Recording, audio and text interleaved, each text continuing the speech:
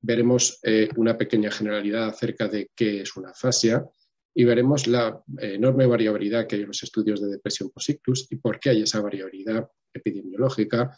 Veremos los factores de riesgo y variables predictoras, veremos cuáles son las causas de la depresión post-ictus, que alguno pensará, bueno, ¿para qué te la calientas la cabeza, Raúl? Si alguien tiene un ictus, pues obviamente está jodido, está mal y tiene obviamente un duelo respecto a una situación premórbida en la que estaba bien y ahora tiene una discapacidad, ¿no? Por tanto, pensaréis muchos de vosotros, no le des más vueltas, esto es psicológico, ¿no?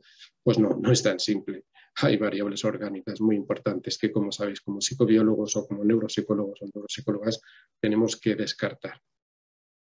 Veremos los tratamientos de la depresión post-ictus, que es un tema apasionante, y finalmente unas conclusiones. La duración estimada de este webinar creo que está en torno a los 75 minutos, algo más de una hora y 10 minutos, una hora y cuarto.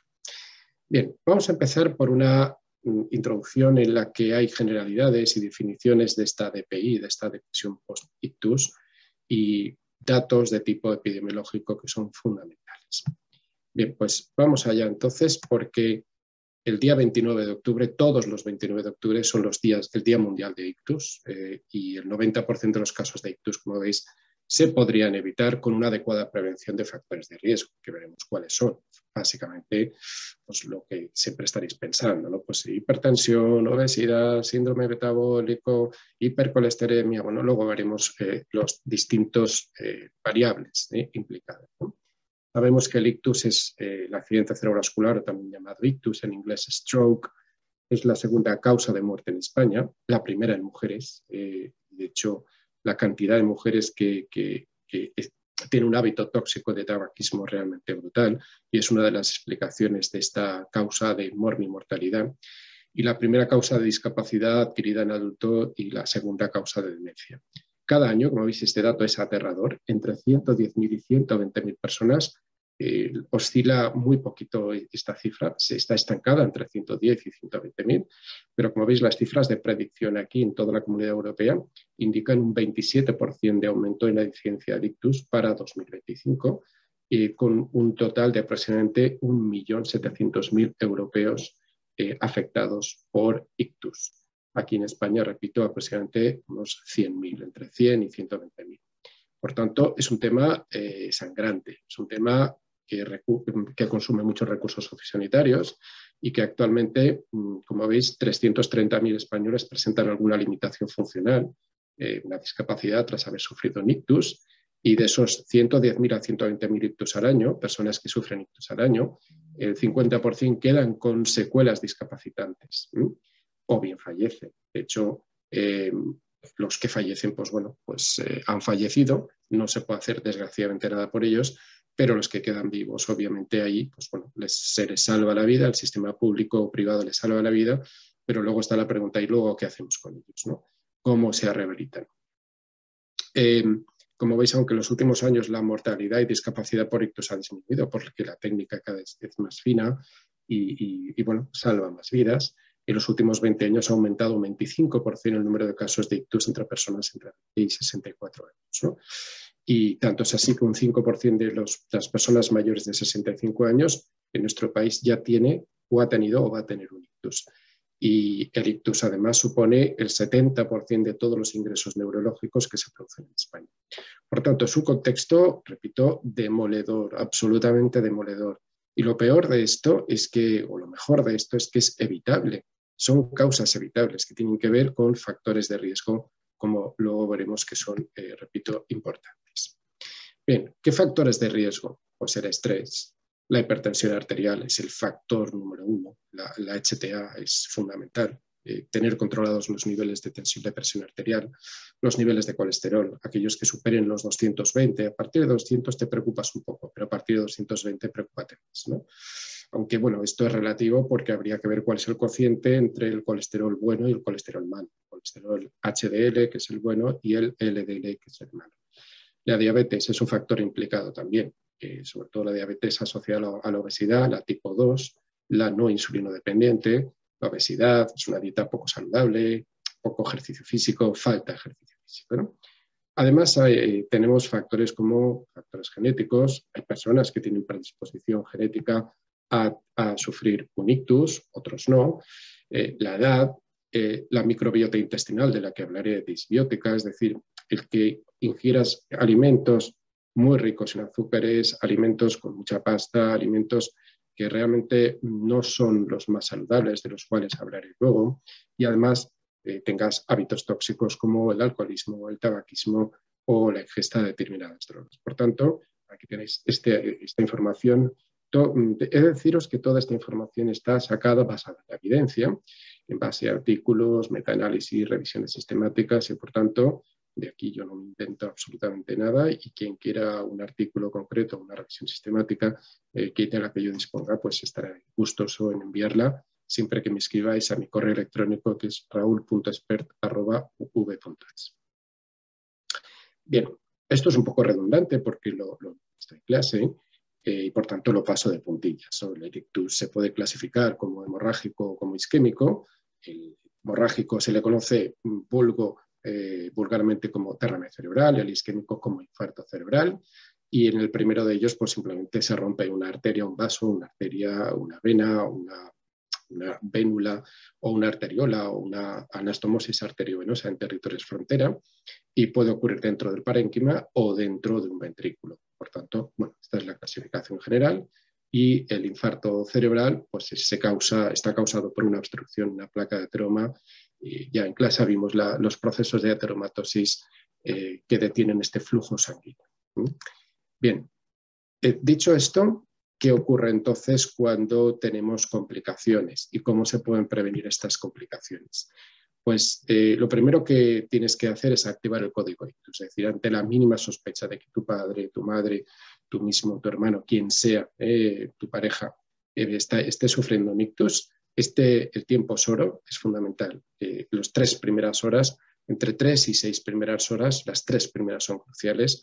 Dentro de las 6 primeras, si el neurólogo de urgencias ya te hace una evaluación precoz, ya te hace un tratamiento revascularizador para que vuelva al flujo sanguíneo, como una fibrolinólisis o una trombectomía, es decir, para darte un tratamiento que deshaga el trombo, la famosa fibrinólisis, o bien que, digamos, por medios quirúrgicos, para quitar un coágulo determinado, una cirugía mínimamente invasiva.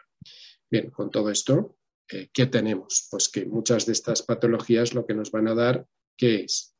Afasia. ¿Qué es la afasia? Es un trastorno neurológico, es un trastorno del lenguaje, no es un trastorno de la voz, no es un trastorno del ritmo, es un trastorno del lenguaje, que como consecuencia de una lesión cerebral. Por tanto, es orgánico, no es psicógeno. Una lesión cerebral adquirida, no tiene nada que ver con el famoso retraso del lenguaje de niños con trastornos del neurodesarrollo. Por tanto, eso no es afasia.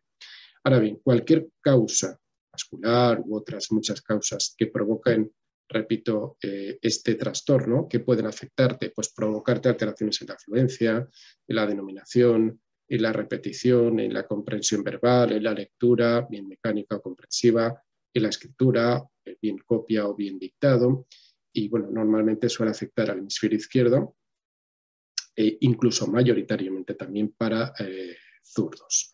Además, cursa con otros problemas, como vamos a ver en la siguiente diapositiva.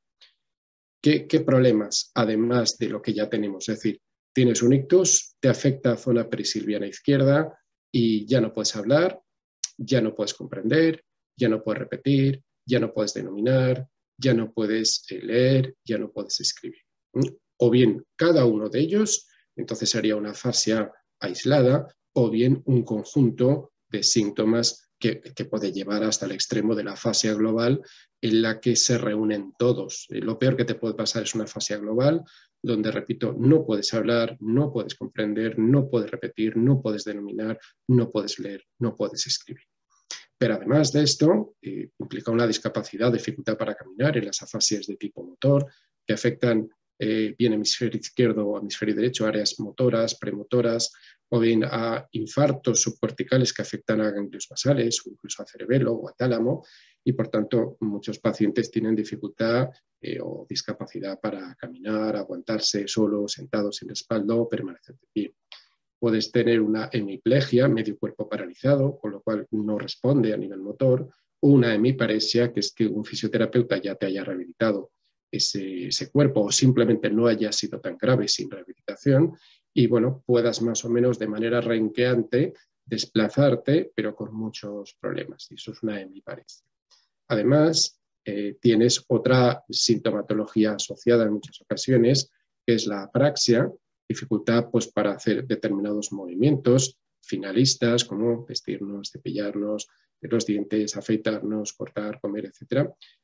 Tienes, además, como he dicho antes, de los problemas del lenguaje, dificultades cognitivas variadas que no son lingüísticas, que muchas están relacionadas con la atención, con la memoria, con la función ejecutiva, básicamente planificación, resolución de problemas complejos, la iniciativa. Es decir, no es tan simple como que solo afecta al lenguaje. El cerebro es un conectoma, es una red de redes y no existe un redil, una zona cero en la que solo se afecta esto, ¿no? Porque es un cableado global y una lesión importante, bien hemorrágica, bien isquémica, te lleva a problemas variados. Además, muchos de estos problemas de estos pacientes tienen problemas para tragar, lo que los logopedas conocen muy bien y tratan y rehabilitan, que es la disfagia. Y en muchas ocasiones también tengo un montón de pacientes con incontinencia esfinteriana, pero digamos, estos son problemas variados, pero donde voy a poner el foco, y por eso está en fondo azul, es en factores emocionales asociados. Bien, pues vamos allá y me gustaría compartir con vosotros un par de vídeos de dos pacientes completamente distintos. Son de los primeros pacientes, fijaos si es antiguo este vídeo, que es del año 92. Es del primer año que yo entré en el Hospital Universitario Dr. Peset y creé la unidad de neuropsicología después de mi estancia en el Hospital de Santa Creu y Sant Pau de Barcelona. Bien, pues vamos a ver este primero. Bien, me voy al minuto 2, después de la presentación de... Un segundo. Vale. Y ahora vais a ver al paciente. Vamos a ver si me puede contar qué es lo que ve aquí, en esta historia. Como veis, el paciente no puede hablar, solo dice y, coco. Y poco. ¿Qué es lo que ve ahí? Sí, sí. ¿Qué son? Po. Pain. Esa es toda su fluencia verbal. Os cuento en su contexto. Este paciente era sacerdote, este caso lo veremos en clase a fondo y lo analizaremos, pero este paciente era, repito, sacerdote, no tenía, sus padres, obviamente, dada su edad, ya no vivían, no tenía, solo tenía un hermano, pero vivía en la zona de Castilla y León, bastante lejos, estaban en contacto, pero su red de soporte psicosocial no era muy amplia. Y un buen día, estando dando misa, pues tuvo un ictus. Este hombre tenía unos conocimientos buenísimos, era experto en latín, sabía griego antiguo, era teólogo, era filósofo, había hecho incluso algunos cursos de psicología y tenía un nivel cultural muy bueno. Pero bueno, el tema es que la vida no le trató bien, sus factores de riesgo importantes, en este caso es que era hipertenso, y el hábito tóxico del tabaquismo, la verdad es que le afectaba mucho. Y el tema es que, bueno, le ofrecimos rehabilitación, pero vino en un par de ocasiones al hospital Dr. Peset. Estaba profundamente deprimido, según pude ver. Lo que pasa es que no se puede, él comprendía porque tenía una fascia motora tipo Broca, pero no podía hablar. Con lo cual, hacer una psicoterapia con este hombre era realmente complejo, a menos que fuera unidireccional, ¿no? Y tampoco tenía una red de soporte psicosocial importante para intentar una resiliencia, que lo intentamos convencer para que viniera a rehabilitarse, pero como vio que todo empezaba otra vez como a hacer lao con un canuto, tenía que volver a aprender otra vez a hablar, otra vez a caminar, etcétera, etcétera. Lo más básico, pues bueno, ya nunca más vino y murió 2 años después, nunca dejó de fumar, con lo cual aquello agravó la posibilidad de tener otro ictus y murió de un infarto de miocardio y un segundo ictus. Bien, en este caso, este paciente se deprimió, tuvo una depresión post-ictus muy importante. Me podréis decir, claro, ante esta situación pues es normal que uno se deprima, ¿no? Pues porque psicosocialmente estás muy aislado, antes tenías tu independencia y ahora todo se tuerce absolutamente, ¿no? Este segundo caso es completamente distinto. Fijaos en este segundo caso. Aquí tenéis un ictus, aquí veis en el left aparece un ictus de tipo hemorrágico, tiene una hemorragia cerebral importante. Es un paciente también muy especial, es un paciente que tiene un nivel educativo de estudios primarios, había montado una herboristería, trabajaba en una industria automovilística muy importante de aquí, la Comunidad Valenciana, y tuvo de manera abrupta, de manera aguda, un ictus de tipo hemorrágico que le dejó, como vais a ver a continuación. Mirad, ¿veis? Esto es una hemiparesia. No era hemipléjica, sí que hubo hemiplegia. Mira, a ver, mira, ay, mira, ay, mira. Venga, cuéntale otra parte de la historia. Esta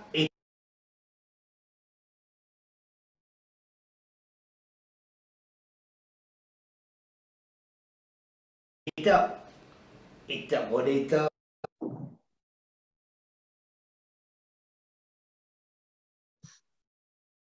Sí, bonita,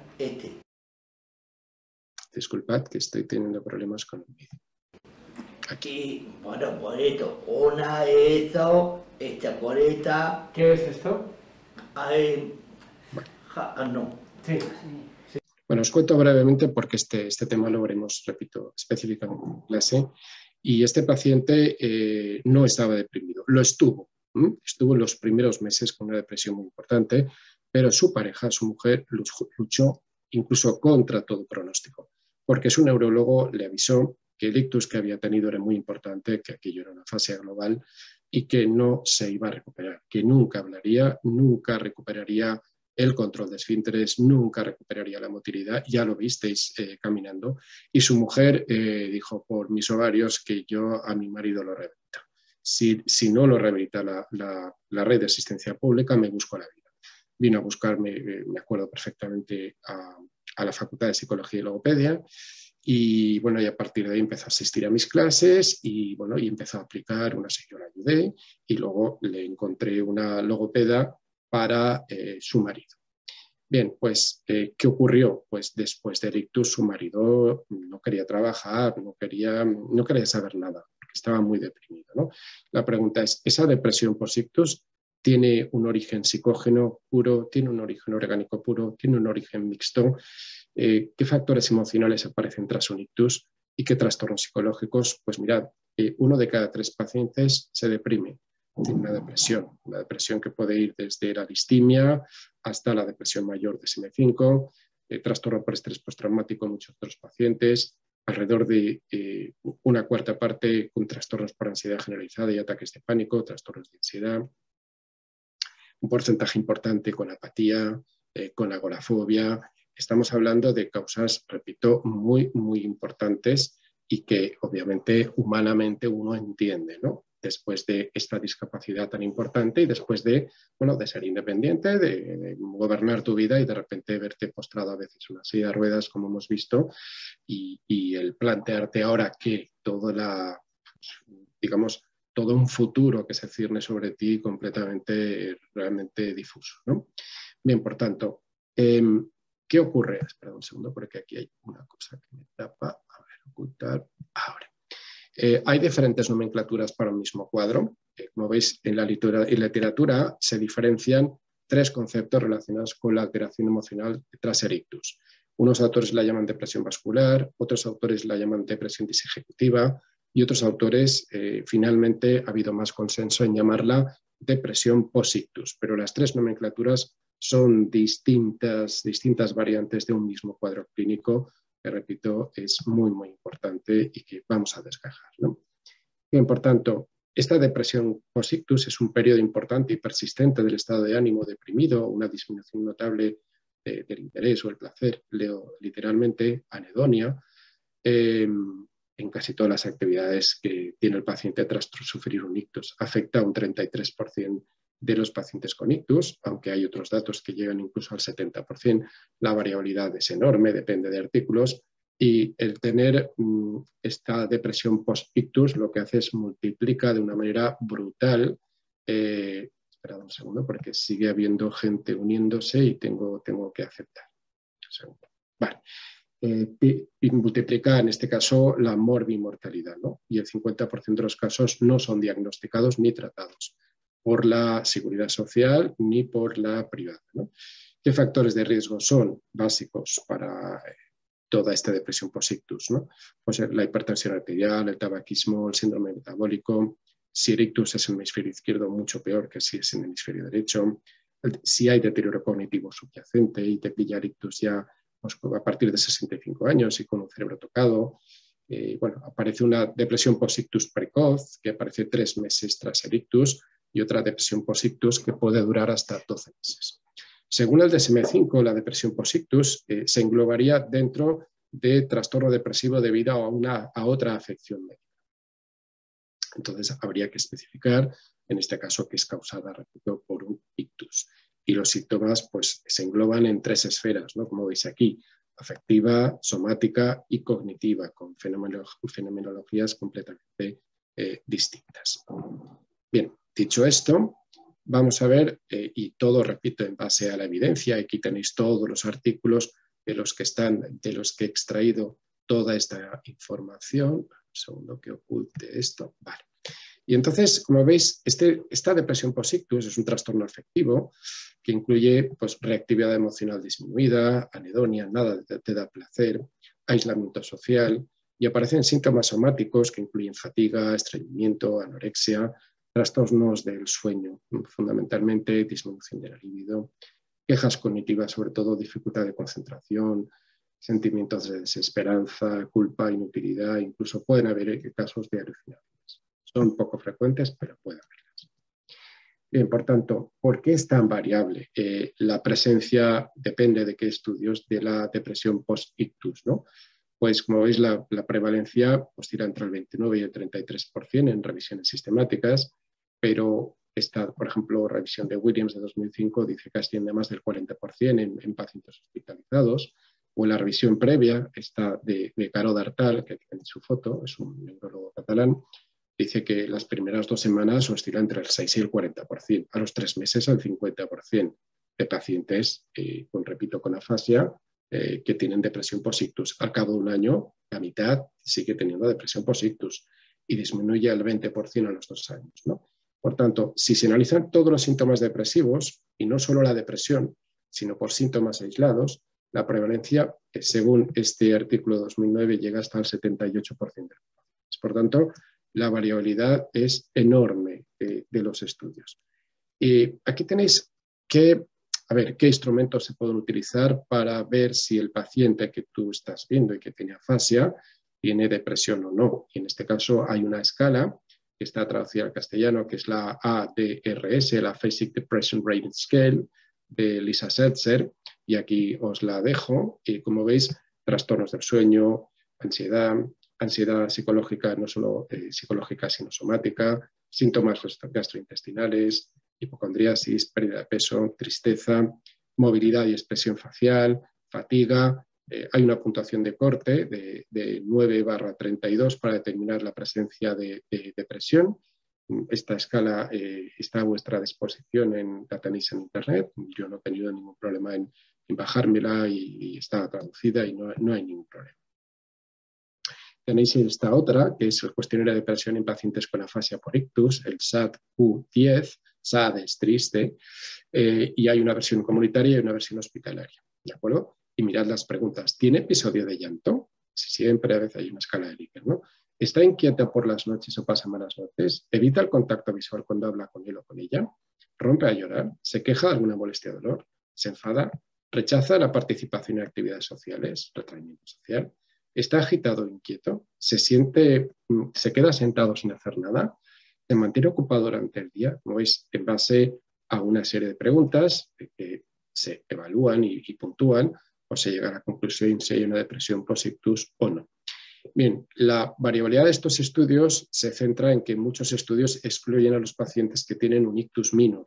¿Qué es un ictus minor? Lo hemos visto en clase, es un accidente isquémico transitorio.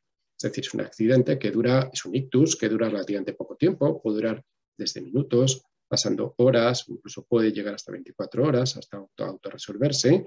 Y, repito, esto dificulta enormemente esto. Es decir, bueno, pues el llegar a un consenso, a ver cuántos pacientes hay con depresión post-ictus, porque no puedes excluir el ictus minor. Bien, dicho esto, si acaso, Hernán, si estás por ahí, si vas aceptando, por favor, a la gente que sigue entrando, porque lo estoy haciendo yo y me resulta muy, ¿vale? Muy dificultoso, ¿vale? Y pierdo el hilo. Vale, pues entonces, volvemos aquí, dejo aquí. Y entonces vemos este A y T, aquí tenéis un artículo de actualización de la depresión post-ictus, pero debido a ataque isquémico transitorio. ¿De acuerdo? Y estudios longitudinales que te dicen que en la actualidad hay cada vez más artículos que ponen el foco en el impacto emocional de aquel que tiene un ictus minor, bueno, como es algo menor, bueno, como se ha autorresuelto, como, bueno, a veces no llegas ni a puertas de urgencia después del susto, pero aquello deja secuelas y puede dejar secuelas de tipo emocional, no necesariamente cognitivo. Y ahora analizaremos qué secuelas de tipo emocional y sobre todo qué factores de riesgo y variables predictoras tenemos, ¿no? Pues mirad, la edad, obviamente a mayor edad, mayor probabilidad de depresión post-ictus y afasia, aunque puede afectar a cualquier edad, factores psicosociales y laborales, obviamente el grado de deterioro, las características del ictus, no es lo mismo un ictus hemorrágico grave de la arteria cerebral media o de la arteria cerebral posterior que de arterias más pequeñas, la presencia de depresión previa, antecedentes psiquiátricos previos también suma, y el género, en este caso porque las mujeres tenéis más probabilidad de depresión post-ictus que los hombres. Eso sí, cuando los hombres tenemos depresión post-ictus la tenemos peor que vosotras. Por tanto, y aquí lo básico de diabetes, hipertensión arterial, hipercolesterolemia, obesidad, el síndrome metabólico clásico propio de la civilización occidental, ¿no? Bien, por tanto, lo que he dicho antes, ¿no? El sexo masculino, el género masculino, peor pronóstico en depresión, pero el género femenino tiene más probabilidad de factor y más riesgo de depresión post-ictus y hay una mayor prevalencia a nivel epidemiológico. Y obviamente los adultos mayores, a mayor edad, mayor probabilidad de depresión post-ictus con afasia. Obviamente esto te lleva a un deterioro de la funcionalidad, es decir, una discapacidad, una pérdida de autonomía para las actividades básicas e instrumentales a veces de la vida diaria, y eso te hace dependiente y obviamente eso lastra tu percepción como persona individual y ya al ser dependiente prácticamente para todo, pues obviamente uno entiende esa tristeza. Ahora veremos los distintos enfoques desde la psicología o desde la neurología, pero también hay factores psicosociales o laborales. Antes trabajabas, ganabas un sueldo, llegabas a fin de mes, con apreturas o sin apreturas, pero ahora, bueno, puedes vivir solo, puedes tener apoyo psicosocial, pueden venir tus hijos a visitarte o no, o simplemente pues, entrar a una geroresidencia, ¿no? Y a nivel laboral, pues obviamente pues, el desempleo, repito, genera una mayor presión post-ictus.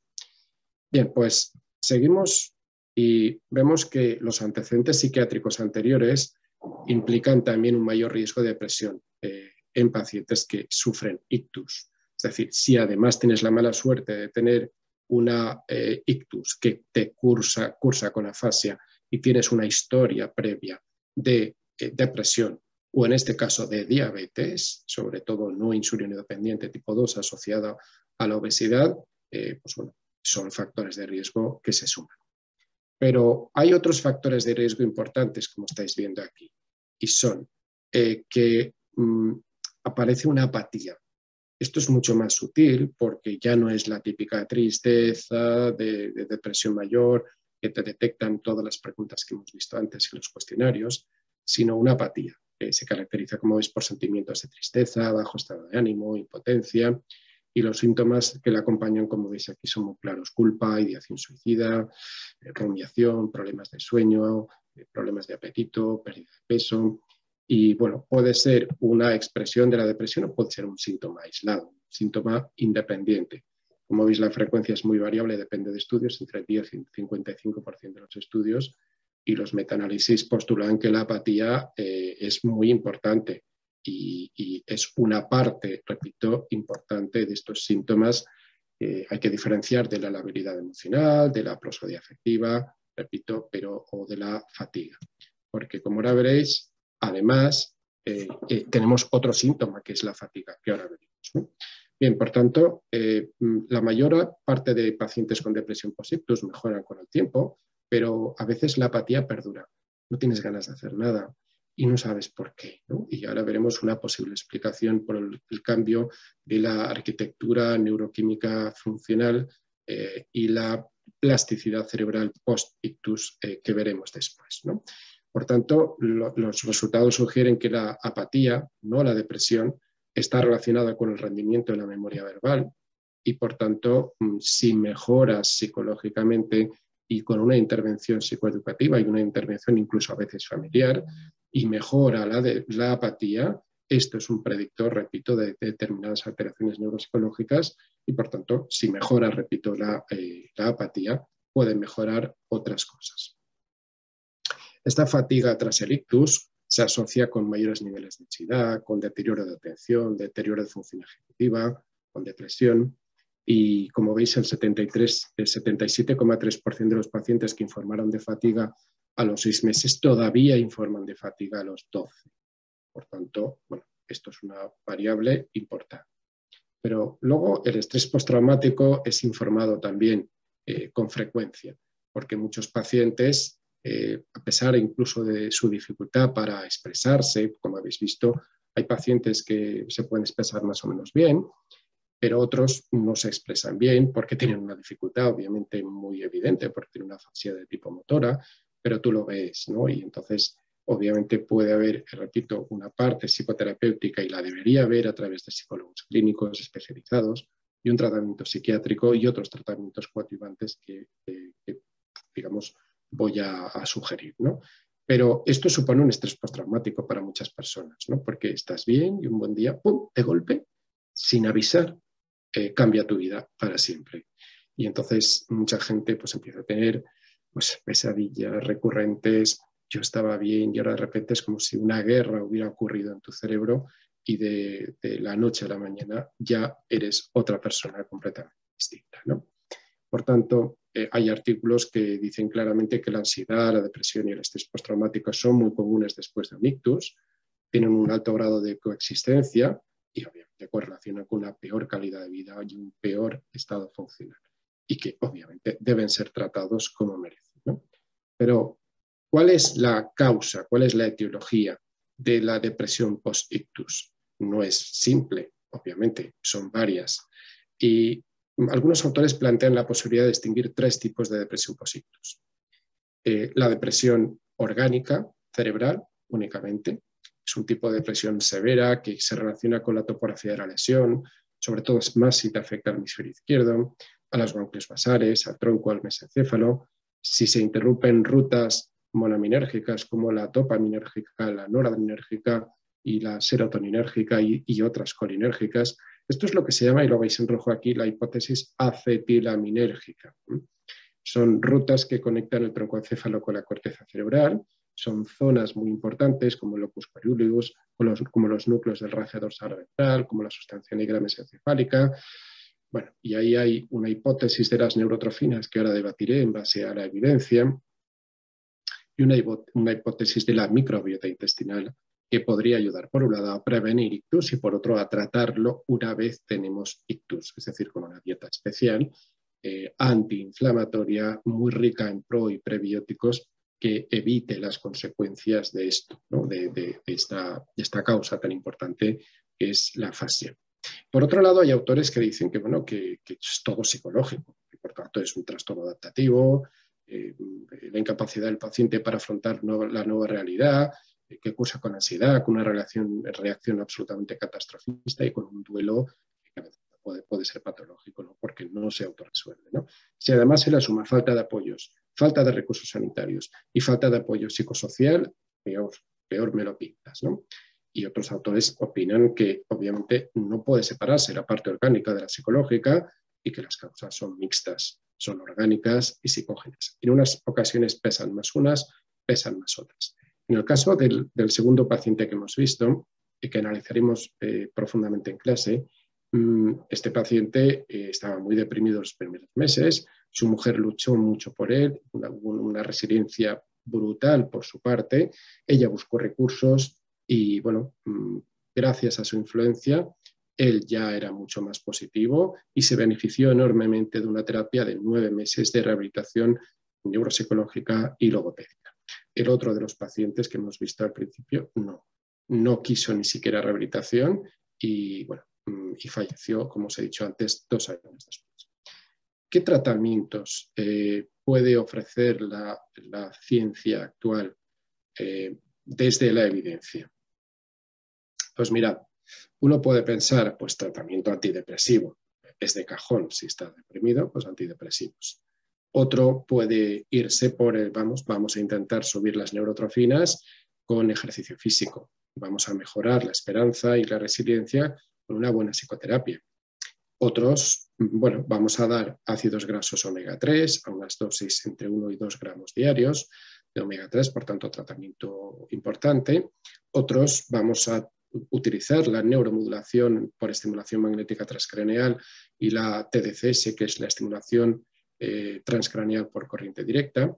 O, el último, pues vamos a dar psicobióticos, que no son más que pre y probióticos, y para modular lo que se llama una fecomodulación y una terapia logopédica grupal intensiva, lo que se llama el programa Regia, y vamos a ver qué evidencias hay. Todo esto, esto lo he sacado yo en base a la lectura muy sesuda de unos 60 artículos que me planteaban todo esto y, por tanto, esto es propio, esto es de elaboración propia, por tanto, no lo vais a encontrar estructurado así en ninguna parte porque yo no lo vi tampoco en ninguna parte. Bien, pues vamos allá a la neurofisiología de la depresión post-ictus y vamos a ver qué nos dice la evidencia acerca del papel que tienen los antidepresivos y si se deberían dar o no antidepresivos a aquellas personas que tienen o incluso no tienen depresión post-ictus.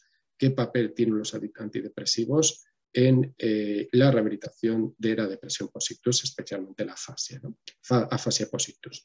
Aquí tenéis la famosa hipótesis acetilaminérgica. Acordaos de serotonina, noradrenalina, dopamina y acetilcolina, que como veis tienen todo su núcleo, prácticamente todos, excepto la acetilcolina, que tiene su núcleo en el núcleo basal de Meynert. Los demás están todos en el tronco del encéfalo.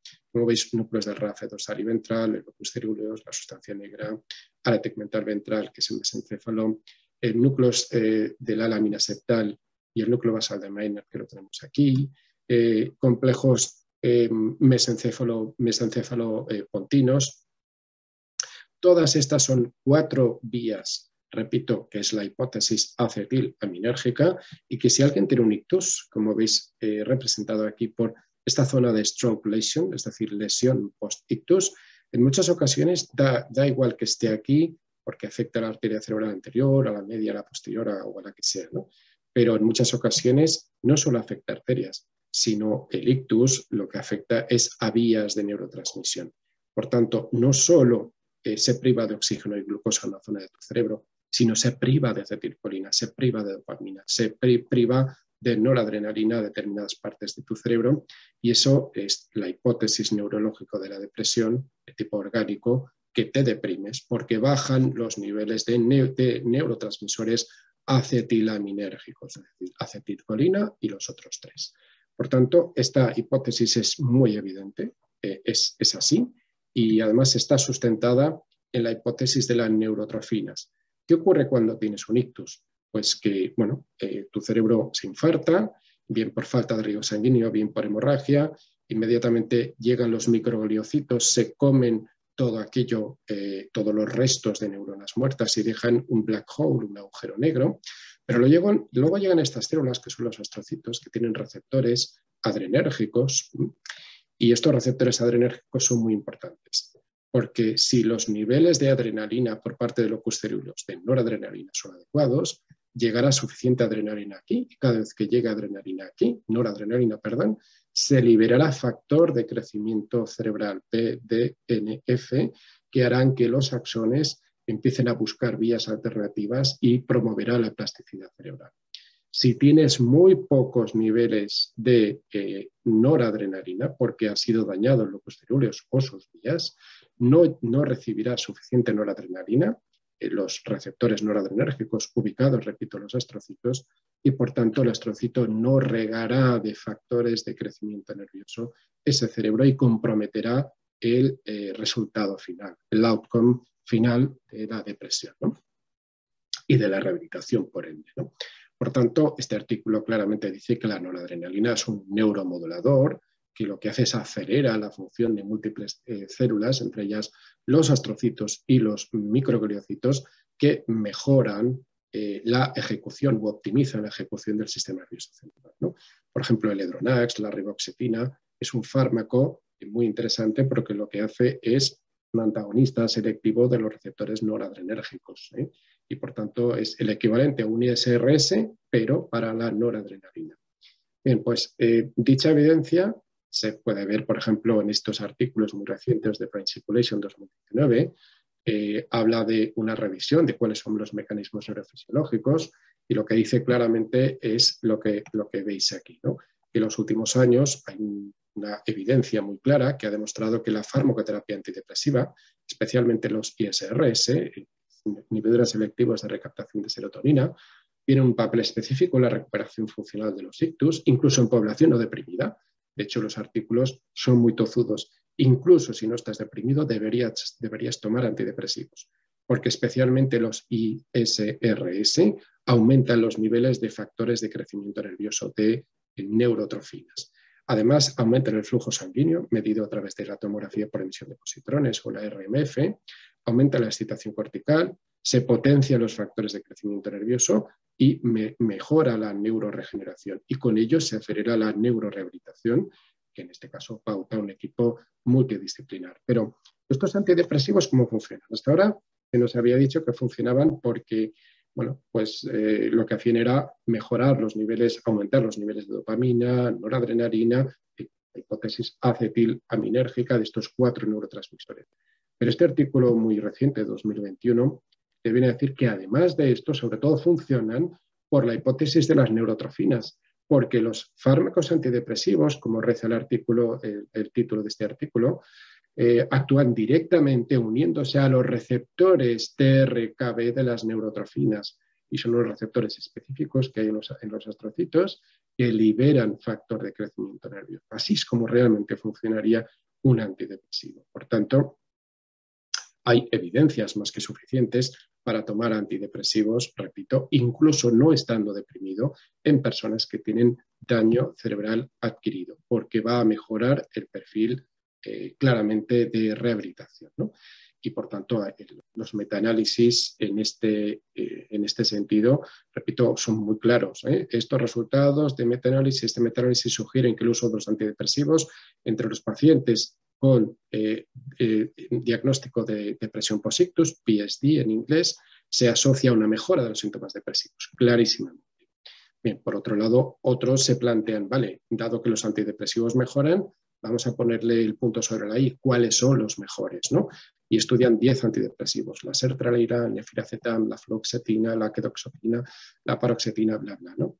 Identifican 12 ensayos para un total de 707 participantes en este metaanálisis y ven el rango de eficacia y ven que la riboxetina y la paroxetina y también la doxepina y ludoxetina están entre los tratamientos más eficaces, con unas probabilidades de éxito acumuladas respectivamente. Como veis, la paroxetina es la primera, junto con riboxetina de 100% de eficacia, y otros con un rango de aceptabilidad aceptable como la paroxetina respecto al placebo, etcétera, ¿no? No se recomienda tanto la fluoxetina, según otros sí que decían que sí, que los ISRS, como la fluoxetina, pues sí que mejoraban, pero este estudio reciente, repito, de 2017, dice que, bueno, que llegan a la conclusión de que la paroxetina sería la mejor opción para iniciar el tratamiento. Obviamente nosotros como psicólogos, como logopedas, no vamos a poder hacer esto, pero sí que es importante que lo conozcamos porque si el psiquiatra nos pauta paroxetina, pues se ve que bueno, ha leído todo esto y está al día, ¿no? Luego tenéis el Brintellix, que es la vortioxetina. Sabemos que los antidepresivos ISRS son preferibles debido a que son más seguros, pero en muchas ocasiones aumentan el nivel de... tienen un problema y es que incrementan la posibilidad de ideas autolíticas y de suicidio. Pero otros antidepresivos más recientes, como la vortioxetina, el Brintellix, tiene unas propiedades muy interesantes para mejorar las funciones cognitivas. Es un potenciador cognitivo muy interesante, ¿no? Y por tanto, bueno, la farmacopea va mejorando con la nueva introducción de antidepresivos. Y aquí tenéis otro estudio 2017 que dice que, bueno, que los inhibidores de recaptación de la noradrenalina, como el que hemos visto antes, se asocian claramente a una mayor reducción de la puntuación en la escala de Hamilton. La psicoterapia debe estar presente siempre, junto con los ISRS, que sería la segunda elección, y que la estimulación magnética transcraneal sería otro tratamiento neuromodulador. Respecto a la eficacia y fiabilidad de los tratamientos antidepresivos, claramente este ensayo con 740 participantes que recibieron antidepresivos llega a la conclusión de que los efectos son positivos, o potencialmente positivos en pacientes con depresión post-ictus en comparación con placebo, a pesar, aún así, de los posibles efectos adversos que todo antidepresivo tiene. Vamos a la segunda parte, ¿no? Y es, vale, tienes depresión post-ictus, te has quedado afásico, estás muy triste, bueno, te dan antidepresivos, pero se puede hacer algo también, básicamente posibilidades, que tengas una fase de tipo sensorial donde la que puedas mover tu cuerpo y no hay ningún problema motor, con lo cual puedes hacer ejercicio físico, o puedes tener una fase de tipo motor en la que medio cuerpo esté paralizado. Aún así puedes tener un tratamiento de fisioterapia donde parte de tu cuerpo sí que lo puedes mover, aunque sea unilateral. Aún así puedes hacer ejercicio físico, ¿no? Bien, artículos como este del JACS, del Journal of the American Geriatric Society, viene a decirte que disminuyen claramente, aumenta la fuerza, los síntomas de DPI, pero aumenta la fuerza, el equilibrio, la resistencia, aunque sea solo unilateral del medio cuerpo, el que no está afectado. En este caso, el tratamiento se hizo en el hogar 3 veces por semana, 36 sesiones supervisadas por un fisio y con un efecto beneficioso claramente sobre la escala de Geico de Hamilton en síntomas depresivos. Además, habría que dar psicoterapia, desde mi punto de vista, sí, al propio paciente y a la familia, por darle elementos, es evidentemente una reacción de duelo y por tanto como tal duelo tiene que ser tratado. Hay cosas que podrán mejorar, hay cosas que tendrás que asumir que bueno, quizá puedan mejorar un poquito, pero que te quedes con secuelas. Pero bueno, el tiempo ya nos dirá y si no luchas, obviamente no sabrás qué consecuencia puede tener, ¿no? Por tanto, es muy importante esta hipótesis psicológica y esta revisión, esta metaanálisis de la Cochrane Collaboration dice claramente que la psicoterapia junto con la farmacoterapia es fundamental en este tratamiento, ¿no? Y hay que prevenir la angustia emocional en pacientes con ictus y sus cuidadores, ¿no? La incertidumbre sobre la salud futura, el miedo a nuevos ictus, las emociones, digamos, tratar y trabajar las emociones negativas, ese cambio de rol que antes tenías, como pues no, del pater familias, que trabajaba, qué tal, y ahora pues eres más condependiente, digamos, no te puedes comunicar, o tu comunicación a nivel de comprensión o repetición o fluencia verbal está menguada y por tanto hay que potenciar la resiliencia, ¿no? Y en este caso la atención plena, el mindfulness es una técnica muy potente para mejorando la gratitud, el optimismo, el autocuidado, la comunicación interpersonal, esa comunicación no verbal tan importante acerca de cuestiones positivas, para, digamos, sembrar un marco positivo en el paciente en el que todo el mundo está trabajando para que él recupere parte de esa funcionalidad perdida. Y bueno, ahí repito, es muy interesante los estudios con mindfulness. Y el omega 3 es algo fundamental también. El omega 3, todos lo conocéis, es un ácido graso de cadena larga que está presente en frutos secos y sobre todo pescados de graso, pescados magros, Y todos recordáis en cursos previos los oligodendrocitos. Aquí tenéis un oligodendrocito, esto es una neurona y esto es un oligodendrocito en azul. Y como veis, de aquí hay una parte, un pie chupador, que lo que hace es coge de la sangre lo que le interesa y luego crea vainas de mielina. ¿Veis? Y crea vainas de mielina separadas por nodos de Ranvier que están compuestas en un porcentaje bastante alto por omega 3 y por otros ácidos grasos de cadena larga y de cadena corta. Aquí tenéis una neurona bien mielinizada, una neurona desmielinizada y lo que produce un ictus es la destrucción de millones de oligodendrocitos con pérdida de vaina de mielina. Por tanto, es lógico pensar que si tienes niveles altos de la materia prima de la que está formada la mielina, que son los ácidos grasos omega 3, la probabilidad de recuperación va a ser más rápida y mejor, ¿no?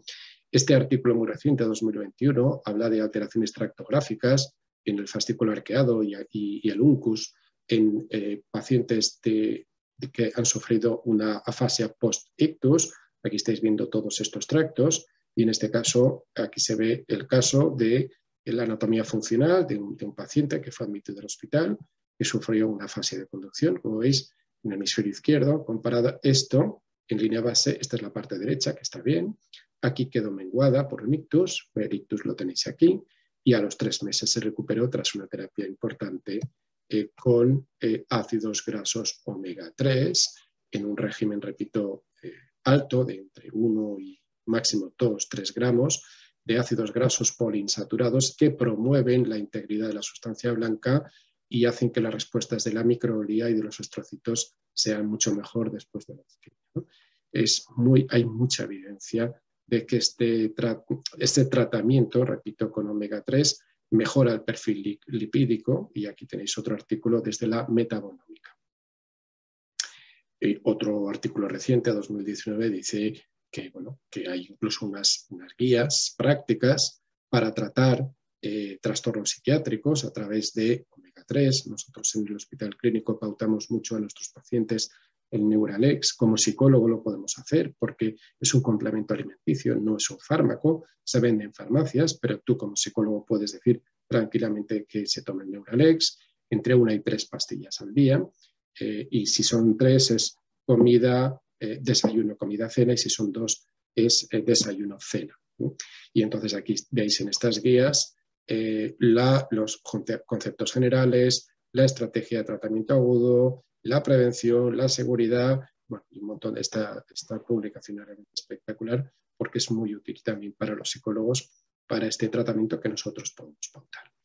Y llegamos ya a la neuromodulación, es decir, podemos utilizar técnicas de neuromodulación TDCS o TMS para mejorar el perfil no solo cognitivo, sino también emocional. Sí, porque además es que es un 2 por 1, porque realmente no solo mejoras la afluencia verbal o la comprensión en pacientes afásicos, sino mejoras la depresión post-ictus. Aquí tenéis el baluarte más importante, el StarSteam, que cuesta entre 6 y 12.000 euros, el famoso gorro de la startup española en Barcelona. Y aquí tenéis otros de low cost, que son los que algunos que yo he traído a clase y os he enseñado, y hemos hecho incluso algún voluntario salió en clase y se lo puse, ¿no? Estáis viendo el ánodo, el cátodo, a veces son cuadrados, otras son redondos. Yo los tengo de 2 tipos. Incluso os dejo aquí una guía de manejo práctico de... a ver, un segundo, esto... Vale. Una guía de manejo práctico en la enfermedad de Alzheimer en la Comunidad Valenciana.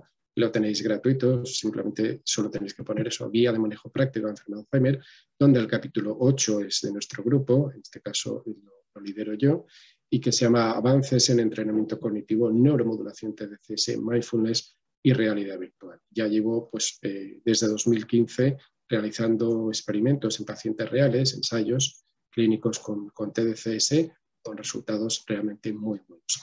Recientemente publicamos en Revista de Neurología, hace un par de años, justo entrada la pandemia, este artículo de estimulación de corriente transcraneal, TDCS, en personas con afasia. Es una revisión sistemática de la bibliografía.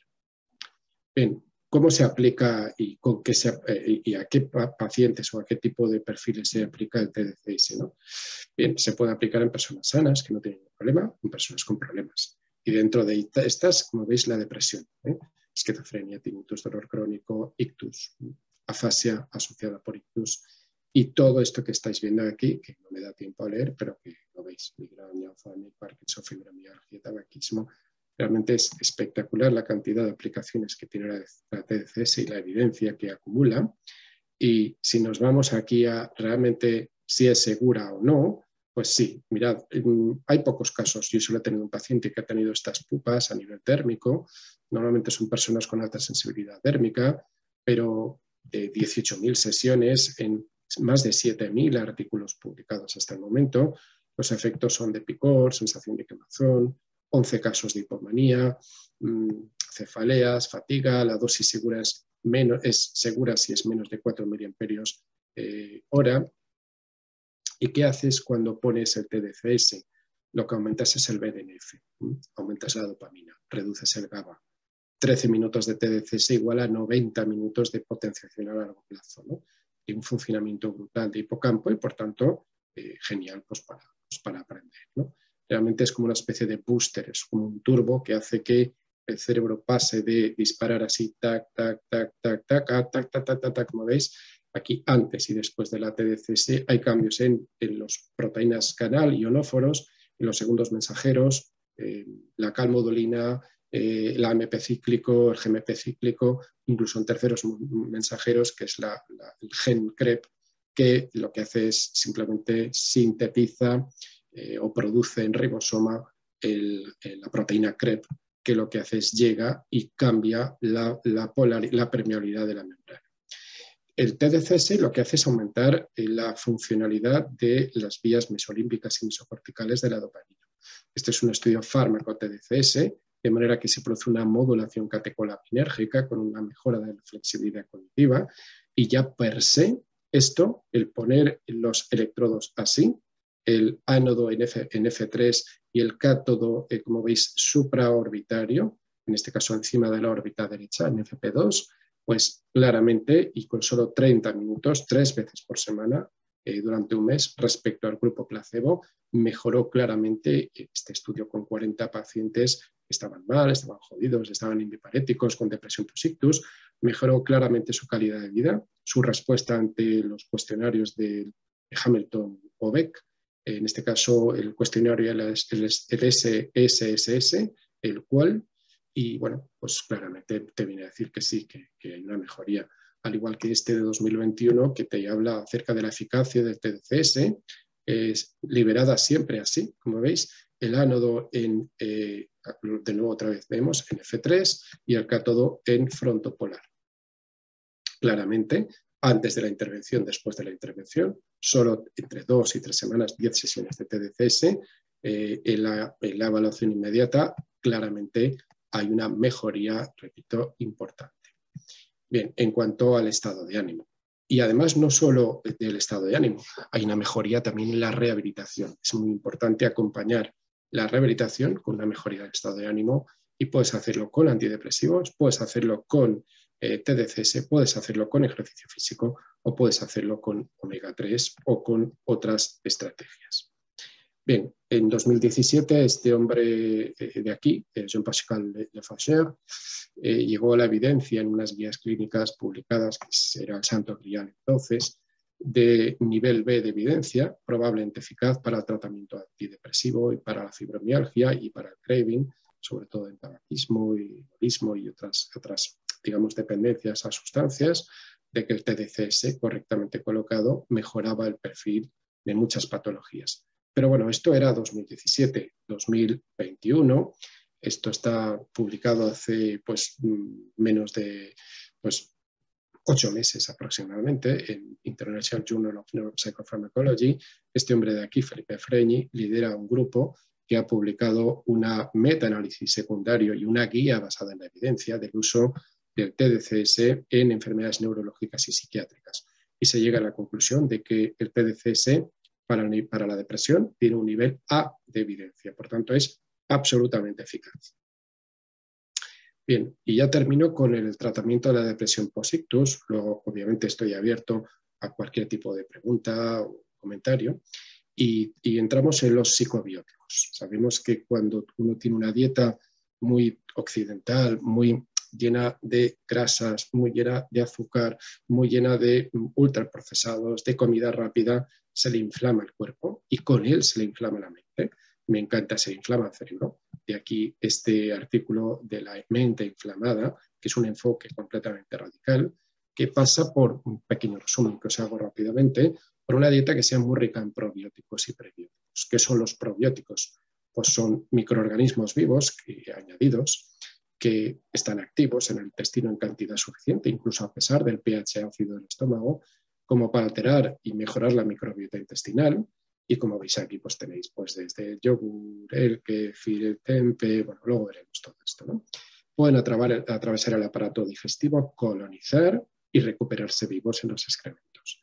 Pero si una dieta es muy rica en probióticos, o es rica en probióticos, no funciona si no es rica en prebióticos. La dieta que tiene que ser pre y probiótica, ¿de acuerdo? Por tanto, ¿de qué hablo cuando hablo de prebióticos? Pues de almidón resistente y fibra, básicamente fibra insoluble. Es decir, vegetales, frutas que tengan las típicas hebras, tiras, como pueden tenerla los espárragos, pueden tenerla, pensemos, el kiwi, pueden tener la piña, pueden tener el mango, puede tener la cebolla, puede tener el ajo puerro, puede tener las alcachofas, todo tipo de frutas y verduras y sobre todo el pan integral, ese pan integral lo más negro posible, que bueno, lo que hace es que estos microorganismos que tú comes y que están vivos, cuando los comes, y luego veremos ejemplos de probióticos, de alimentos probióticos, si hay presente mucho prebiótico, estos que has comido sobrevivirán. Si apenas hay prebióticos, no van a sobrevivir porque en este caso proliferan en base a un sustrato que es, repito, de almidón resistente, es decir, de fibra insoluble. Bien, por tanto, esto que es más bien de una dieta pues, casi vegetariana o ovo-lacto-vegetariana, está sustentado en un colon, un sistema gastrointestinal que mide 8 metros, y en un colon que mide aproximadamente 1,5 metros, y que, como veis, está lleno de neuronas, también mal llamados según el cerebro, libera más de 12 neurotransmisores, péptidos y hormonas, todo abierto, entre comillas, genera una superficie de 400 metros cuadrados, como veis, genera mucha acetilcolina, noradrenalina, es el 90% de la serotonina de tu cuerpo la genera no los núcleos del RAFE, sino la microbiota intestinal, la dopamina, colecistoquinina, VIP, somatostatina, leuencefalina, metencefalina, péptidos que te ayudan digamos, a soportar el dolor o a paliar el dolor. Y fijaos que según los estudios actuales, el 90% de las enfermedades se cree que están causadas, y entre ellas las psiquiátricas, por una mala microbiota intestinal. Tenemos entre 10 y 100 trillones de bacterias y virus y otros pobladores que no son ni bacterias ni virus en nuestro colon y nuestro sistema gastrointestinal, de más de 10.000 especies diferentes que se pueden agrupar en 4 familias, que son muy pequeñitos, son 10 veces más pequeños que cualquier célula, que explicarían un porcentaje altísimo de la variabilidad genética, porque tenemos 22.000 genes en nuestras células, pero en nuestras bacterias que pueblan nuestro intestino tenemos 3,3 millones de genes que no sabemos exactamente lo que están haciendo, pero se cree que esta es la base de muchas de las patologías. Estas 10.000 familias de bacterias se pueden, digamos, se pueden agrupar en 4 grandes familias, o resumir en 4 grandes familias, ¿no? Las bacteroides, las proteobacterias, las actinobacterias, bacteroides o bacteroidetes, y las firmicutes. Y aquí tendríamos otras. Como veis, para que haya un perfil, para que todo funcione bien, tienen que haber muchos lactobacilos y estreptococos en tu sistema gastrointestinal, básicamente en tu colon, algo así como un 33% de bacteroides y el resto de filos menos, ¿de acuerdo? Bien, esto sería el perfil perfecto. Es un perfil bueno de bifidobacterias, incluso de la E. coli positiva, de lactobacilos que están presentes en nuestros yogures, en el kéfir, en el chucrut, en encurtidos, bueno, luego veremos ejemplos, ¿no? Y otras que son malas, ¿no? Como la Campylobacter, la Enterococcus fecalis, el Clostridium difficile, que son bacterias que te provocan unas diarreas fulminantes y que te pueden matar. En casos de personas mayores que bueno, debutan con problemas, a veces se le trata con antibióticos. Los antibióticos lo que hacen es agravar más el problema porque el paciente sigue sin poder controlar y se deshidrata por abajo, y en ocasiones lo que hace la ciencia por ti y la medicina por ti es salvarle la vida a personas mayores y no tan mayores a través de esto, que es lo que realmente parece. Esto no es más que caca inyectada por enema o simplemente ingerida oralmente, obviamente convenientemente encapsulada, lo que se llaman trasplantes de microbiota fecal, es decir, trasplantes de caca de donantes, permitidme la simpleza, pero es que es así, de donantes sanos que le salvan la vida a su abuelito o a su abuelita porque está realmente jodida, está muy mal porque tiene este Clostridium difficile que está acabando con su vida. Bien, por tanto, hay alimentos y hay bacterias que en este caso están promovidas por una dieta muy rica en frutas y verduras, una dieta muy rica en probióticos, que son básicamente lactobacillus y bifidobacterias. Y otras que son muy ricas en Clostridium difficile o Enterococcus fecalis, que son los malos, siendo digamos, en plan polar, que está promovido por demasiado estrés, una vida con demasiados antibióticos, una vida llena de comida basura y una vida donde haya mucho estrés y falta de sueño, y sobre todo el alcohol. El alcohol es espectacular cómo destruye la microbiota intestinal. Una sola sesión de botellón, todo lo que has ganado durante varias semanas se lo carga rápidamente. Bien, ¿cómo se adquiere esta microbiota intestinal? Pues a través de la vagina, porque la vagina humana está llena de lactobacillus y el bebé en su canal de parto, pues bueno, está ahí enganchado antes de salir, si tiene la suerte de nacer vía vaginal, y el bebé pues abre la boca y está lamiendo, entre comillas, e ingiriendo las bacterias que hay dentro de la vagina. Y ese va a ser el germen de la población de su microbiota intestinal. Si el bebé tiene la suerte de además luego mamar, le va a llegar vía láctea, a través de los conductos galactóforos, el resto de bacterias buenas que produce su madre, y por tanto ese es el principal factor para desarrollo y composición de una microbiota intestinal correcta. Por tanto, una dieta muy rica en fibras y muy rica en alimentos fermentados incrementa claramente la diversidad de la microbiota y es una dieta antiinflamatoria, y además mejora el perfil inmunológico claramente.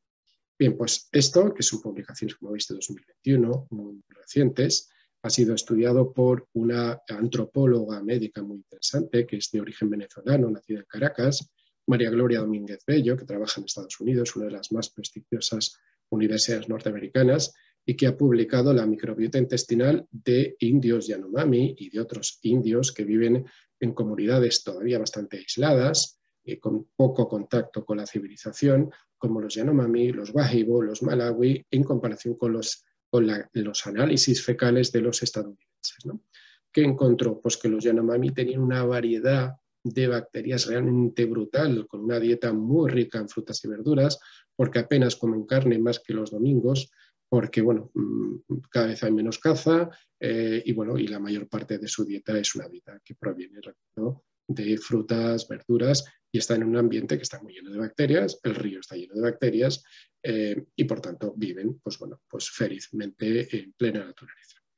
Bien, por tanto, el papel de la microbiota en los trastornos del sistema nervioso central es más que evidente. Tenéis artículos que dicen que claramente está vinculado a la ansiedad y la depresión. Una dieta preprobiótica es una dieta antidepresiva y antiansiogénica. Tenéis un montón de evidencias porque esta dieta lo que hace es tiene un papel regulador clave de la neuroinflamación. Es un concepto muy vinculado y que conocéis muy bien por la tormenta de citoquinas del puñetero virus que nos trae de cabeza, el COVID-19, que lo que provoca es una inflamación general, sistémica, de casi todos los sistemas, entre ellos el sistema nervioso central, y que cuando se inflama, cuando hay inflamación, se generan interleuquinas del tipo 6, factores de crecimiento tumoral o mioinositol, que como veis llega aquí, cruza la pared hematoencefálica, activa las células de la microglea, activa astrocitos y crea una respuesta en cascada que aumenta los péptidos beta-42 y otros factores vinculados a la enfermedad de Parkinson, la alfa-sinucleína, la enfermedad de Alzheimer, etc. Incluso está vinculada con la esquizofrenia, como veis. Por tanto, disfunciones psiquiátricas o neuropsiquiátricas como el dolor, la migraña, la ansiedad, la depresión, trastorno de espectro autista, esclerosis múltiple, aterosclerosis, ictus isquémicos hemorrágicos, malformaciones arteriovenosas o enfermedades neurodegenerativas están claramente ligadas a este eje intestino-cerebro y son artículos 2020-2021. Una dieta muy rica en grasas, la que aumenta es aumentar el filum de Firmicutes, disminuye el de prebotelas, disminuye el de bacteroides de las gran familias o de la Akkermansia, y eso lo que provoca es una inflamación general del cuerpo. Una dieta muy rica en carnes rojas, lo que hace aumenta es la familia de los enterococos, de los Rhumnococcus, baja las roseburias, aumenta disminuye las fecobacterias y está vinculado a la trombosis y la aterosclerosis. Y una dieta muy vegetariana o vegana, muy alta en rica y muy rica en fibra, lo que hace aumentar es la familia de las prebotelas, las bifidobacterias, las eubacterias, etc. Y es una dieta antiansiógena y antiinflamatoria. Esta es una publicación 2020 y como veis no me importó absolutamente nada. Tanto es así que este nuevo acercamiento se llama psicobiótica y por tanto se preguntan los especialistas si es un nuevo acercamiento para el tratamiento de enfermedades mentales, ¿no? Pues bueno, simplemente ingerir bacterias del género Lactobacillus acidophilus, Lactobacillus casei, Lactobacillus rhamnosus, Lactobacillus helveticus, ¿a qué os suena todo esto? ¿No? A los yogures, pero los yogures sin azúcar, los yogures no desnatados, los yogures no semidesnatados, sino los yogures 100%, pero sin nada de azúcar, simplemente los yogures de toda la vida. Hay artículos como este, de 2019, que dicen que claramente estos lactobacilos o bifidobacterias, como veis todas aquí, tienen un perfil muy claro, antiansiógeno, antidepresivo y antiestrés, y está más que probado. Y por veis este artículo, este nuevo acercamiento para las enfermedades mentales. Tanto es así que este potencial terapéutico de la microbiota intestinal para el tratamiento de enfermedades neuropsiquiátricas se ha llamado fecomodulación, por la historia de fecal, no hay otra evidencia, ¿no? Por tanto, se habla de un paso de los probióticos a los psicobióticos, de cómo las bacterias vivas en determinados alimentos pueden interactuar con ese eje intestino-cerebro, bajando, en este caso, la reactividad del eje hipotálamo hipófiso córtico suprarrenal y desactivando la actividad del sistema nervioso simpático. Esto nos haría que fuéramos mejores personas, que fuéramos más felices y estuviéramos mejor, según este artículo. Claramente es una revisión relativamente reciente, dice que sí, en persecución de la felicidad. Terminando ya, lo que habría que tener es una pirámide alimentaria en la que se fuera muy rica en frutas y verduras, también rica en pescados grasos, omega 3, y como veis cada vez cuando vamos más arriba, menos rico en carnes, y como veis carnes y azúcares prácticamente liberos, una vez por semana. Sí, obviamente pues, los huevos se admiten diariamente, esto ya ni siquiera, como veis aquí, incluso recomienda una copita de vino al día, esto va en contra completamente de la microbiota intestinal porque, repito, se carga muchas variedades de bacterias. Y aquí ya terminando, veis como el kefir, el tempeh, el skyr, el yogur, el té kombucha, el miso, el kimchi, el chocolate negro sin azúcar, en este caso habas de todo tipo y, bueno, en este caso granos y, pues bueno, los famosos cigrons en Valencia, las legumbres, ¿no? Obviamente, bueno, como veis aquí, frutos secos de todo tipo, hierbas, especies, los famosos encurtidos, los quesos curados, que como veis huelen muy intensamente, pero porque están llenos de microorganismos, bacterias, etcétera, etcétera, porque muchos de ellos se han curado en cuevas o han tenido una curación larga, y pues todo esto en contra de lo que veis aquí, ¿de acuerdo?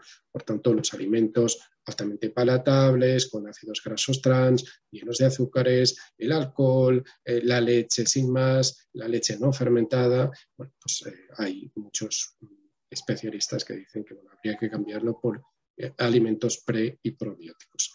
Junto con, bueno, trabajar la tierra, la verdad es que lo que te lleva es ya para poder ser sin guantes, porque lo que estás es tocando básicamente bacterias. A la tierra se le echan fertilizantes de origen orgánico, que básicamente es caca de caballo, caca de lo que sea, y bueno, y que acaba finalmente en tu boca, y bueno, y aquí me tenéis mi pequeño huerto ecológico con compostador, cultivando habas, con mi motocultor, y bueno, disfrutando de la vida y llenando mis manos de bacterias que luego me llevo a las manos, ¿no? Este consumo de comida probiótica y prebiótica claramente se asocia a una mejor un perfil depresivo y por tanto aquí veis interactúa con ese eje hipotálamo hipófiso córtico suprarrenal o está vinculado en el ictus isquémico. Cuando uno tiene una isquemia, todo esto cambia, aumenta los niveles inflamatorios y la dieta, y este es artículo 2021, la dieta, lo que es esta dieta psicobiótica es antiinflamatoria. Bien, y termino ya con un par de revisiones sistemáticas que dicen que los probióticos tienen una eficacia muy clara en síntomas depresivos. Esto es un metaanálisis. Claramente llega a la conclusión de que es estadísticamente significativo, y otro artículo 2020 que llega a exactamente la misma conclusión, con una disminución en la escala de Hamilton, solo por simplemente dar tratamiento pre y probiótico a estos pacientes. Y por último ya, además, podemos hacer una terapia logopédica intensiva que se llama Regia. Este es un artículo de Marcelo Bercier junto con Friedman Müller, que habla de esta terapia Regia, que bueno, yo empecé, he dedicado a la logopedia muchos años, y he trabajado y de hecho tengo el Regia, y es un sistema intensivo de 3 semanas, 3 horas y media diarias, que junto con el resto de las cosas, es decir, aquí intervienen los compañeros logopedas de una manera intensiva, y además de todo lo que os he hablado antes, de la dieta psicobiótica, de los antidepresivos, del ejercicio físico, de la psicoterapia y de los ácidos grasos omega 3. Y termino ya concluyendo que la depresión post-ictus es una condición psicológica que está infravalorada, que está infratratada por la seguridad social y también por la privada, que afecta a la rehabilitación neuropsicológica de estos pacientes que cursan con afasia. Todo ello puede incrementar la mortalidad, la morbilidad, incluso que no se recuperen y que se queden más dependientes, y que es posible diagnosticar y tratar la depresión post-ictus a través de una perspectiva multidisciplinar, pues en tratamiento logopédico, psiquiátrico, neuropsicológico, terapia ocupacional, fisioterapia, medicina rehabilitadora y obviamente pues lo de siempre, que hay que incrementar o incluir profesionales de la logopedia, psicología clínica y neuropsicología clínica en la salud pública y no solo a través del PIR. Y por tanto, bueno, esta miopía del futuro que tienen muchos de nuestros políticos, pues van a abrirla a nuevos profesionales. Bien, y ya sin más, pues queda abierto a cualquier tipo de pregunta que me gustaría que fuera, si es posible, a través de micro. Si abrís micro, lo prefiero. Y así Hernán no le calentamos la cabeza. ¿Hay alguna pregunta?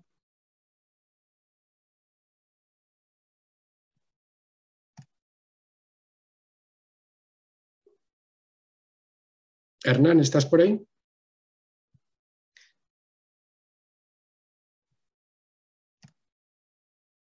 Dime, Óscar. Espera.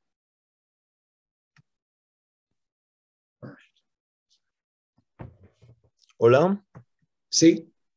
Hola, Raúl. A ver, había Dime, puesto Óscar. una pregunta antes por el chat. Sí. Sí, pero es que lo prefiero así, Óscar. Sí, no te preocupes. A ver, cuando estabas comentando que existen unos instrumentos para evaluar... Sí. La depresión post-ictus. la depresión post-ictus, me he preguntado quién responde a estos instrumentos, si el mismo paciente afásico o un familiar, una amistad. Claro, muy buena pregunta, Óscar, porque depende del perfil de afasia. No es lo mismo una afasia donde no comprendas que una afasia donde sí que comprendas, pero no puedes hablar. Hmm. Si es una afasia motora tipo Broca y comprendes, pues lo harás por asentimiento, ¿sí? O harás diciendo así o así, por ejemplo, ¿no? Si no estás en una fase aguda donde no comprendes, no se puede evaluar. Con lo cual, tienes que pasar la variedad, digamos, la parte que hay unos instrumentos para la familia. La familia es la que percibe si descansa, si no descansa, si está triste, si llora con frecuencia, si no hace otra cosa, si está así como muy rumiando, con una mirada perdida. Entonces, es más subjetivo, pero es la familia la que te está informando acerca de esa posible depresión post-ictus que por otro lado es muy evidente. Es que los Sí. pacientes lo pasan. Vale, de acuerdo. Tenía otra pregunta Sí, lo que quieras. orientada a los neurotransmisores que están influyendo en Sí, la depresión post-ictus. sí, Has dicho que son noradrenalina, sí. Sí, serotonina, mira, voy atrás y luego. dopamina me parece y Sí, acetilcolina. sí, sí, sí, sí. La hipótesis acetilaminérgica, efectivamente. Mi pregunta es, porque recientemente hemos visto en psicofarmacología Sí, que las monoaminas sí que sí. están muy presentes en la depresión, pero en Ujú, ningún momento se habló de acetilcolina. Entonces, sí. ¿la acetilcolina qué papel tiene en esas depresiones? Sí, a ver, la acetilcolina tiene un papel muy vinculado a prestar atención y a recordar.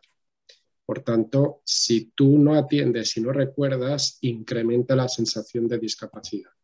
Por tanto, el núcleo basal de Maynard, si tú tienes una dieta muy rica en determinados potenciadores de la acetilcolina, piensa que a partir de que sintetices acetilcolina, a partir de la colina, que es el precursor, ¿vale? Y la colina está presente en determinados alimentos, por ejemplo, la yema del huevo. Hay gente que dice, no, los huevos no hay que comerlos. Dios mío, los huevos son muy ricos en colina. Y la OMS recomienda hasta un huevo diario, problema. Y la colina lo que hace, y determinados alimentos, y solo hay que buscar en Google alimentos ricos en colina como precursor, y lo que hace es interactuar con el resto de neurotransmisores. Es cierto que como monoamina no está implicada directamente, pero sí indirectamente. Se ha visto que si se interviene a través de dieta o con precursores de la acetilcolina, a través de colina, mejora el perfil antidepresivo. Por esa sensación de discapacidad que has dicho, ¿no? Sí, sí, sí, sobre todo porque cuando hay más acetilcolina, hay una vía colinérgica que va directamente al hipocampo. Y el hipocampo hace que funcione bien tu memoria a corto plazo, ¿vale? Y indirectamente está implicado a través del UNCUS con zonas dorsolaterales de memoria de trabajo y de atención. Con lo cual, si tú estás más despierto, tienes más atención y más memoria a corto plazo, tienes una sensación de que estás mejor. Con lo cual, cognitivamente te lleva a que emocionalmente te sientas mejor. Mm. ¿Vale? Ese es el vínculo. De acuerdo. Vale, pues ya está. Muchas gracias, Muy Raúl. bien, a ti. Gracias, Óscar. ¿Alguna otra pregunta? Hola Raúl, Hola, ¿quién soy, eres? soy Dorothy. Hola, Dorothy, ¿qué tal? Dime. Bien, nada, estaba escuchándote y se me ocurre, me acuerdo de, bueno, a un paciente que conozco Sí. que tiene una fase anómica, en este caso no es posictus, fue postraumatismo Ujú. craneoencefálico Sí. y ya hace tiempo de eso, ya ha pasado como casi 2 años, ha ido a rehabilitación neuropsicológica, ha ido a Ujú. logopedia, pero se le ha quedado una secuela muy persistente al denominar Vale. palabras de uso frecuente, es decir, muy Sí. evidente. Además, es una persona que no Ujú. es española, tiene varios idiomas. Vale. Le cuesta tanto acceder a su lengua materna como al Vale. español. Vale. Entonces, por el tema de la apatía que comentabas, que creo Sí. que es bastante su caso, porque era una Sí. persona con una gran red social de amigos, que además le Ujú. apoya muchísimo, pero evita mucho el contacto social porque es muy consciente de su problema. Ujú. Eh, el tema del deporte me parecía súper interesante porque además esta persona es ex campeón de judo.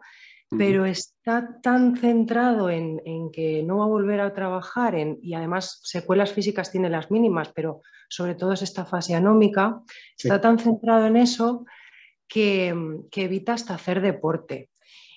Otra cosa que a él le gustaba mucho era ayudar mucho a las personas, pero claro, a la hora de ayudar necesita la comunicación, Claro, entonces claro.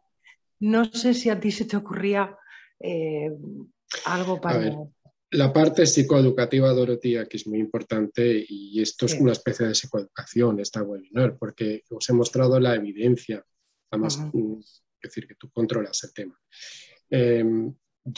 Yo aquí le convencería claramente de que, bueno, el BDNF está ahí, las neurotrofinas están ahí y funcionan a través del ejercicio físico y se activan en un 50% por ejercicio físico, en 50% por estimulación cognitiva.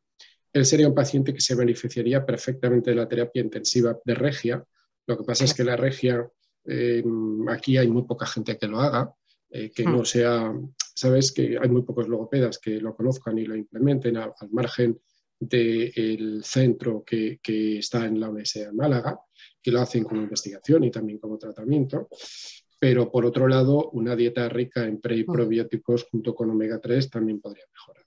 Pero sobre todo esa parte de la mesa, esa pata de la mesa que es el ejercicio físico, mira, cuando haces ejercicio físico, el cuerpo te premia a través de la médula ósea con una sustancia llamada osteocalcina. Y la osteocalcina cruza la barrera hematoencefálica, liberada en torrente sanguíneo, cruza la barrera hematoencefálica, se posa sobre receptores que tienen los astrocitos y libera factor de crecimiento nervioso y activa las células madre que hay en el nicho neurogénico del giro dentado de hipocampo y en la vía rostral migratoria que está por debajo de los ventrículos, debajo del tercer ventrículo.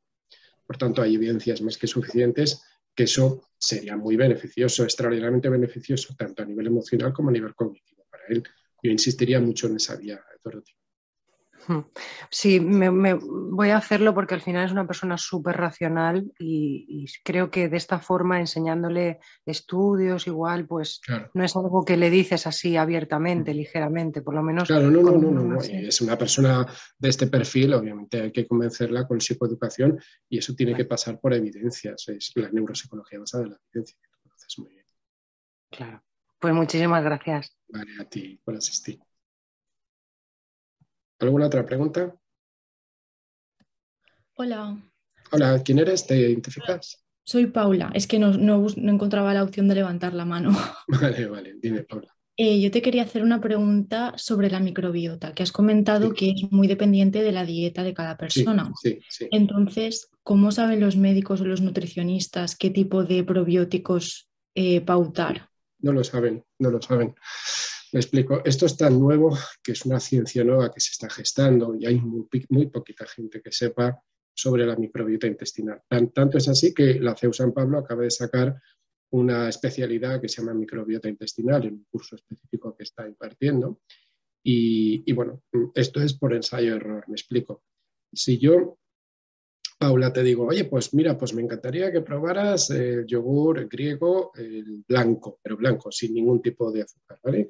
Y va a resultar que te sientan una patada, ¿vale? O imagínate que como dietista nutricionista alguien te dice, ingiere kéfir, no todos los kéfires tienen la misma composición y no todas las marcas comerciales tienen la misma composición. Hay que huir, obviamente, del kéfir con azúcar. El kéfir tiene que ser como tal, tiene que ser ácido. Entonces, en mi experiencia de los últimos 10 años, mi pauta nutricional ha sido por ensayo-error. Me explico, la nutrigenómica lo que te está diciendo es que el café para todos no vale. Y lo que para una persona es muy beneficiosa, para otra puede ser nefasto. Por tanto, como todos tenemos genes que no son exactamente iguales, que son distintos, puede que tengamos una sensibilidad específica por determinados alimentos o hay personas que tengan más un perfil alérgico determinado, ¿de acuerdo? Por tanto, esto en un futuro será una profesión, actualmente es una promesa, pero no existe todavía un tratamiento pautado, los dietistas nutricionistas en general no se han metido mucho en esta historia. Y hay un libro que me gustaría recomendarte, Paula, a ti y a todos, que se llama Dime qué comes y te diré qué bacterias tienes, de una dietista nutricionista muy interesante que tiene un libro precioso, 2020, que publicó hace un par de años y que da muchísimas pistas acerca de lo que estoy diciendo. Es muy guay, muchas gracias. Y tengo otra sobre, Dime, sí. Sobre el tema de los ictus. Sí. ¿Cuáles son los casos en los que se recomiendan o bueno, se recetan antiepilépticos en caso de ictus a una persona que nunca ha tenido un ataque de epilepsia? Claro, pues depende. En general, en los ictus de tipo hemorrágico que he visto a lo largo de mis años en hospitales, tienes dos tipos de perfiles, ¿no? Neurólogos que recomiendan antiepilépticos o que los dan de tipo preventivo. ¿Por qué dan antiepilépticos? Pues porque después de un ictus, sobre todo de tipo hemorrágico, mueren millones y millones, miles de millones de neuronas y de células de la glea, y eso una vez se limpia, llegan los scavengers, que son los limpiadores, los microgliocitos, y lo dejan todo limpio, y se queda un agujero negro, un black hole enorme, ¿de acuerdo? Bien, pues a menudo ese black hole se llena de astrocitos. Astrocitos que en el intento sano de intentar crear estrías por donde crecer los nuevos axones y dirigirlos a su target, a su objetivo, a crear nuevas conexiones, nuevos engramas, no lo logran y lo que crean es una barrera para el calcio, de manera una barrera para el potasio, de manera que eso se llama gliosis astrocitaria, es decir, se crea ese acúmulo de astrocitos, lo que crea es una cicatriz glial, que se llama técnicamente, o también llamada gliosis astrocitaria. Y esa gliosis astrocitaria en general suele ser la génesis de una epilepsia como enfermedad crónica. Y entonces por eso hay neurólogos y neurólogas que simplemente pautan antiepilépticos por si acaso. Puede pasar el tiempo y no tener ningún ataque epiléptico y probar a quitar poco a poco. Y si prueban y no pasa nada, pues bueno, puedes vivir sin antiepilépticos, pero eso ya depende del criterio técnico de cada neurólogo. Claro, vale. Gracias. Vale, a ti por la pregunta. ¿Alguna más?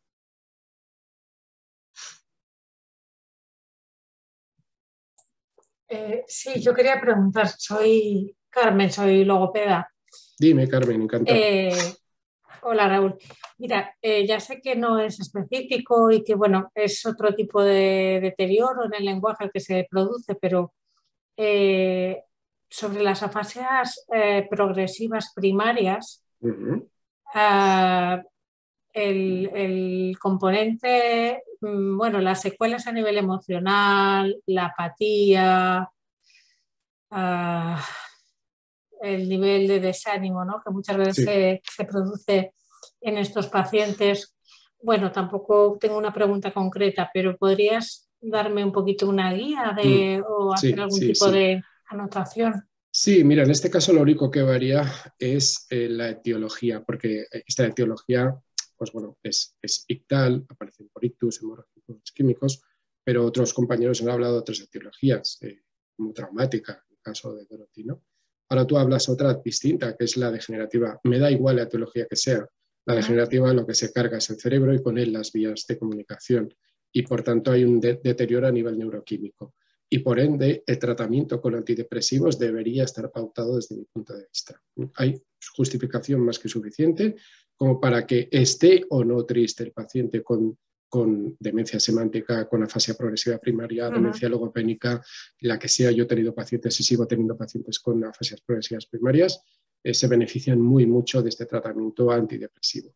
Y has visto la evidencia que hay de la nueva dieta psicobiótica. Y por tanto yo entraría en la familia a partir de esta dieta psicobiótica. Repito, lo que pasa es que nosotros, claro, somos logopedas, somos psicólogos, no somos dietistas, nutricionistas, pero sí que podemos dar recomendaciones generales de una manera muy pautada, repito, y poco a poco, para que vaya metiéndose y vaya conociendo todos estos alimentos que son muy ricos en bacterias. De acuerdo, gracias. Vale, a ti.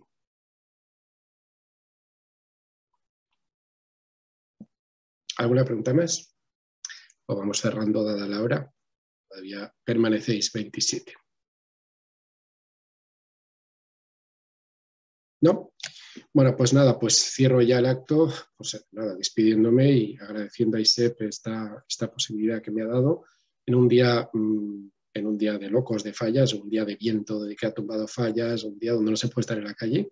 Yo creo que el mejor sitio es estar aquí, en esta webinar, y bueno, y haciendo estas preguntas tan buenas que estáis haciendo y aprendiendo, cosa que yo nunca pararé de aprender. Y cuando me metí en este jardín de qué pasa, y fijaos que me metí en este jardín a partir de la observación de que había pacientes que se recuperaban y resulta que no estaban deprimidos, pero lo habían estado, y otros pacientes que no se recuperaban y correlacionaba con que seguían deprimidos. Yo me pregunté, ¿qué vínculo hay entre que se recuperen y los factores de crecimiento nervioso? Y a partir de ahí empecé, repito, a bucear, como culo inquieto que soy, de esto hasta encontrar todas estas evidencias y, repito, hacer una traslación, repito, de nuevo, basado en la evidencia, de una propuesta, repito, de tratamiento rehabilitador que no solo pasa por la neuropsicología o la logopedia, sino también por áreas afines de colegas como psiquiatras, dietistas, nutricionistas, especialistas en neurofisiología, neuropsicólogos que implementen la TDCS o la TMS, etc. ¿no? Y por tanto, como veis, ampliando las vías de tratamiento y que no nos quedemos solo en lo clásico. ¿De acuerdo? Pues nada, pues un placer haber estado esta tarde con vosotros y felices fallas. Disfrutad antes de que llegue la dana. Mañana parece que va a haber una pequeña tregua, pero va a empezar a llover como si no hubiera un mañana el miércoles. Bueno, pues buenas tardes. ¿Quieres estar al día de todo lo que ocurre en ISEP? Síguenos en las redes sociales y no te pierdas nada. Actualidad, entrevistas con expertos, masterclasses, sesiones clínicas, vida estudiantil, eventos y mucho más. Podrás encontrarnos en Facebook, Twitter, LinkedIn, Instagram y YouTube. Además, ahora podrás convertirte en el protagonista de nuestros perfiles sociales. ¿Cómo? Muy sencillo. Cuéntanos cómo está siendo tu experiencia en ISEP. Muéstranos cómo es tu día a día o comparte las fotos de tus mejores momentos. Acuérdate de etiquetarnos o de usar el hashtag ExperienciaISEP. Así podremos compartir el contenido con el resto. Recuerda, juntos hacemos ISEP.